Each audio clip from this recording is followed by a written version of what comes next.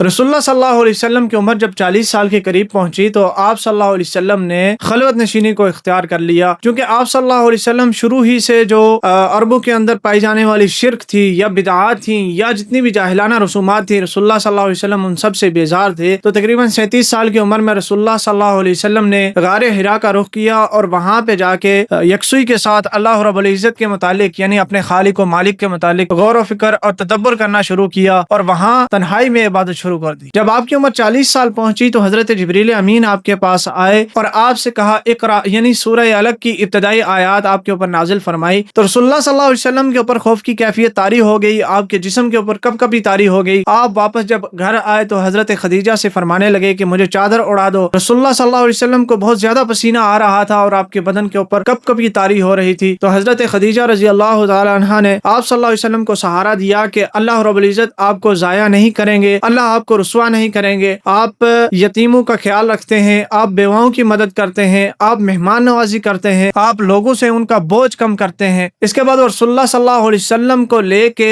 वर्का बिन Naufal के पास चली गई। वर्का बिन नौफल ने जब रसूलुल्लाह सल्लल्लाहु अलैहि वसल्लम से ये सारी बातें सुनी तो उन्होंने ये कहा कि ये वही नामूस है जो हजरत मूसा अलैहिस्सलातु वस्सलाम पे नाजिल हुई थी। ऐ भतीजे तुम्हें मुबारक हो, अल्लाह रब्बुल इज्जत ने तुम्हें नबुव्वत के लिए मुंतखब कर दिया। काश मैं उस वक्त जिंदा होता कि जब आपकी कौम आपको मक्का से निकालती। तो रसूलुल्लाह सल्लल्लाहु अलैहि वसल्लम ने बड़ी हैरत से पूछा कि क्या मेरी कौम मुझे इस शहर से मक्कातुल मुकर्रमा से निकालेगी? तो वर्का बिन नौफल ने कहा कि अफसोस के साथ जब भी किसी कौम में किसी नबी ने अपनी दावत का आगाज किया तो उसे इस तरह की मुश्किलात का सामना करना पड़ा। और बाद रिवायात में है कि रसूलुल्लाह सल्लल्लाहु अलैहि वसल्लम के ऊपर गम की कैफियत तारी हो गई, क्योंकि रसूलुल्लाह सल्लल्लाहु अलैहि वसल्लम की तबीयत ऐसी थी कि आपको शायरों से और जो मजनून और दीवाने बने हुए वादियों में फिरते थे उन लोगों से बहुत आप सल्लल्लाहु अलैहि वसल्लम मुतनफर थे। तो रसूलुल्लाह सल्लल्लाहु अलैहि वसल्लम के लिए ये चीज बहुत ज्यादा तशवीश का बायस बनी कि कहीं मेरे ऊपर भी वो हालात तारी ना हो जाएं जैसे शायरों के ऊपर या मजनून लोगों के ऊपर होते हैं। हत्ता कि आप सल्लल्लाहु अलैहि वसल्लम ने ये इरादा कर लिया कि मैं किसी पहाड़ से खुद को लुढ़का दूं और अपना खात्मा कर लूं ताकि मुझ पे ये इल्जाम ना आए कि कहीं ये मजनून या शायर बन गए हैं माज़अल्लाह। लेकिन जो ही इस इरादे के साथ निकले तो हजरत जिब्रील अमीन उफक पे नमूदार हुए और आप सल्लल्लाहु अलैहि वसल्लम को मुखातिब करके फरमाते कि आप अल्लाह के रसूल हैं और मैं जिब्रील हूं जो आप पे वही लाता हूं। फिर कुछ अरसे के लिए रसूलुल्लाह सल्लल्लाहु अलैहि वसल्लम पे वही आना बंद हो गई। तो ये जो दौर था ये भी रसूलुल्लाह सल्लल्लाहु अलैहि वसल्लम के लिए बहुत मुश्किल था कि जिस वही का आगाज हुआ था वो कुछ वक्त के लिए रुक गई थी। तो ये फतरत का जो जमाना था रसूलुल्लाह सल्लल्लाहु अलैहि वसल्लम इसमें भी बहुत ज्यादा गमगीन और परेशान रहते। अब उसके बाद अल्लाह रब्बुल इज्जत ने रसूलुल्लाह सल्लल्लाहु अलैहि वसल्लम को हुक्म दिया या अय्युहल मुद्दस्सिर कुम फअंजिर व रब्बका फकब्बिर, कि आप सल्लल्लाहु अलैहि वसल्लम को ये हुक्म हो गया कि आप उठें, खड़े हो जाएं दावत के लिए, तबलीग के लिए, लोगों को डराने के लिए और अपने रब की तकबीर बुलंद करें, अपने रब का नाम बुलंद करें। तो रसूलुल्लाह सल्लल्लाहु अलैहि वसल्लम ने तबलीग का आगाज किया। तो शुरू में ही आप सल्लल्लाहु अलैहि वसल्लम के जो करीबी लोग थे जिनमें हजरत खदीजा रजी अल्लाह तआला अन्हा हो गई, या आप सल्लल्लाहु अलैहि वसल्लम के आजाद करदा गुलाम ज़ैद बिन हारिसा, और बच्चों में हजरत अली उल मुर्तज़ा रजी अल्लाह तआला अन्हु, और आप सल्लल्लाहु अलैहि वसल्लम के दोस्त हजरत अबू बकर सिद्दीक रजी अल्लाह तआला अन्हु, ये तमाम वो लोग हैं जिन्होंने पहली मर्तबा में ही आप सल्लल्लाहु अलैहि वसल्लम के हाथ के ऊपर इस्लाम कबूल कर लिया। फिर आप सल्लल्लाहु अलैहि वसल्लम के साथ इस मेहनत में शामिल हो गए और हजरत अबू बकर सिद्दीक रजी अल्लाह तआला अन्हु का चूंकि अरब माशरे के अंदर मक्का के अंदर बड़ा मुकाम था, तो रसूलुल्लाह सल्लल्लाहु अलैहि वसल्लम की दावत को लेके वो जब लोगों के पास गए तो उसके नतीजे में हजरत उस्मान रजी अल्लाह तआला अन्हु, हजरत तलहा, हजरत जुबैर, हजरत अब्दुर्रहमान बिन औफ रजी अल्लाह तआला अन्हु, ये बहुत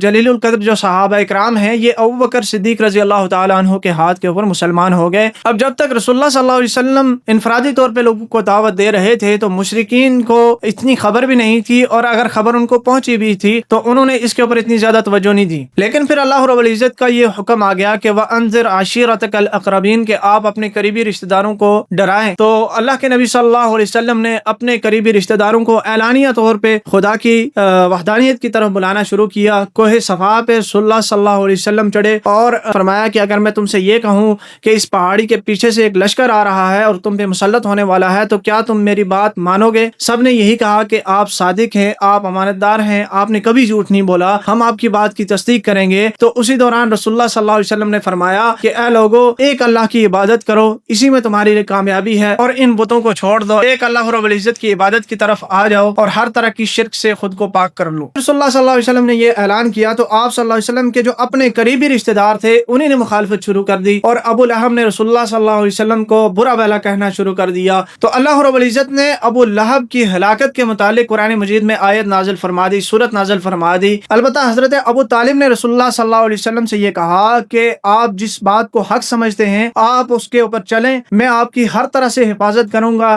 جب تک مجھ میں جان ہے میں آپ کی حفاظت سے پیچھے نہیں ہٹوں گا، البتہ میں اپنے آبا عبد المطلب کا دین چھوڑنے پہ راضی نہیں۔ رسول اللہ صلی اللہ علیہ وسلم کے اعلانیہ تبلیغ کے بعد رسول اللہ صلی اللہ علیہ وسلم کی دشمنی میں ابو لہب، ابو جہل، عتبہ، شیبہ، ولید یہ سارے لوگ میدان میں آ گئے اور رسول اللہ صلی اللہ علیہ وسلم کے خلاف مختلف طرح سے پروپیگنڈا کرنے لگے۔ رسول اللہ صلی اللہ علیہ وسلم کو تانے دیتے، صحابہ کرام کو تانے دیتے، استہزاء کرتے، لیکن ان سارے الزامات اور استہزاء کے باوجود رسول اللہ صلی اللہ علیہ وسلم اور صحابہ کرام اپنے مشن سے پیچھے ہٹنے کے لیے تیار نہیں تھے۔ تو مشرکین میں سے ایک نضر بن حارث نے ایک دوسرا طریقہ استعمال کیا کہ لوگوں کو رسول اللہ صلی اللہ علیہ وسلم سے اور صحابہ کرام سے غافل کر کے کسی اور کام میں لگا دیا جائے۔ اس نے یمن سے جا کے قصے اور کہانیاں خریدی اور لوگوں کو جمع کر کے رستم اور اسفندیار کے قصے سناتا اور یہ کہتا کہ معاذ اللہ میں محمد سے بہتر تمہیں باتیں سنانے والا ہوں، لیکن رسول اللہ صلی اللہ علیہ وسلم اس سب کے باوجود پیچھے ہٹنے کے لیے تیار نہیں تھے۔ اور جو ایک دفعہ رسول اللہ صلی اللہ علیہ وسلم کی معیت میں آ جاتا وہ کسی صورت پیچھے ہٹنے کے لیے تیار نہیں تھا۔ تو پھر ابو جہل اور دیگر مشرکین رسول اللہ صلی اللہ علیہ وسلم سے سودے بازی کرنا چاہی، رسول اللہ صلی اللہ علیہ وسلم کو مختلف آفریں دی، حتیٰ کہ یہ کہا کہ آپ بعض چیزوں کو آپ چھوڑ دیں، بعض چیزوں کو ہم چھوڑ دیں، جسے اللہ نے قرآن مجید میں ذکر فرمایا وَدُّوا لَوْ تُدْهِنُوا فَيُدْهِنُونَ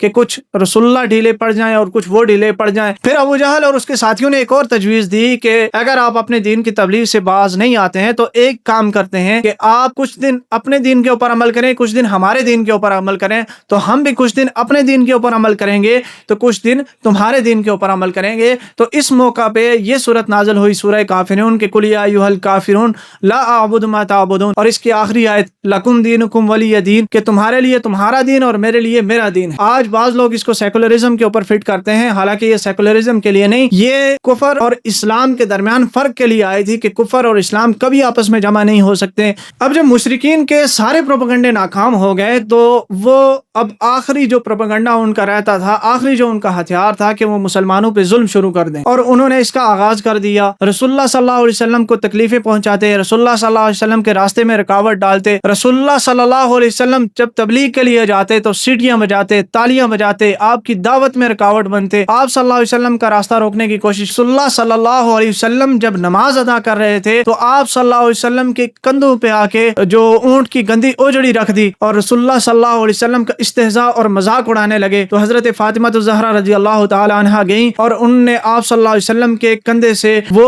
اوجڑی کا بوجھ اتارا۔ رسول اللہ صلی اللہ علیہ وسلم نے اس موقع پہ کھڑے ہو کے قریش کے لیے بددعا کی، اللہم علیک قریش، ابو جہل، عتبہ، شیبہ، ولید، 7 بندوں کے رسول اللہ صلی اللہ علیہ وسلم نے نام لے کے بددعا دی تھی۔ اور حضرت عبداللہ بن مسعود رضی اللہ تعالیٰ عنہ فرماتے ہیں میں نے اپنی آنکھوں سے دیکھا کہ بدر کے موقع پہ ان کے سر کٹے ہوئے بری حالت میں ہلاکت کی صورت میں پڑے ہوئے تھے۔ پھر رسول اللہ صلی اللہ علیہ وسلم کی اہانت کرنے کی کوشش کی جاتی، کبھی رسول اللہ صلی اللہ علیہ وسلم کے چہرے مبارک کی طرف تھوکنے کی کوشش کی جاتی لیکن وہ تھوک ان کے اپنے چہرے پہ لوٹ آتی۔ اور جب حضرت ابوبکر صدیق رضی اللہ تعالیٰ عنہ نے رسول اللہ صلی اللہ علیہ وسلم کو بچانے کی کوشش کی تو رسول اللہ صلی اللہ علیہ وسلم کے ساتھی ابوبکر صدیق رضی اللہ تعالیٰ عنہ کو اتنا مارا کہ مشرکین ابوبکر صدیق رضی اللہ تعالیٰ عنہ کو مرا ہوا سمجھ کر چلے گئے، لیکن اللہ رب العزت نے حضرت صدیق اکبر رضی اللہ تعالیٰ عنہ کی زندگی باقی رکھی۔ اس کے ساتھ رسول اللہ صلی اللہ علیہ وسلم کے جو دیگر صحابہ کرام تھے، حضرت عثمان رضی اللہ تعالیٰ عنہ کو باندھ دیا گیا، حضرت مصعب بن عمیر رضی اللہ تعالیٰ عنہ پہ ظلم کیے گئے، حضرت خباب رضی اللہ تعالیٰ عنہ کے اوپر ظلم کیے گئے، حضرت بلال حبشی رضی اللہ تعالیٰ عنہ پہ ظلم کیے گئے، اور حضرت